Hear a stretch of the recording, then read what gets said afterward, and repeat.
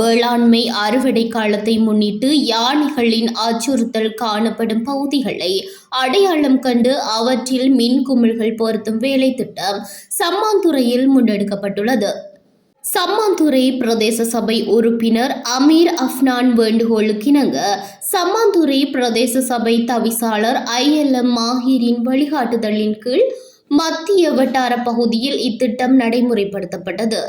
இரவு நேரங்களில் யானைகள் நுழைவு அதிகரிக்கும் பகுதிகளாக கருதப்படும் பகுதியில் ஒளியமைப்பு மேம்படுத்தப்பட்டுள்ளது. அப்பகுதிகளில் வசிக்கும் பொதுமக்கள் மற்றும் விவசாயிகள் பாதுகாப்பாக இயங்கிடும் வகையில் இரவு நேர பார்வை தெளிவை அதிகரிப்பதே இத்திட்டத்தின் நோக்கமாகும்.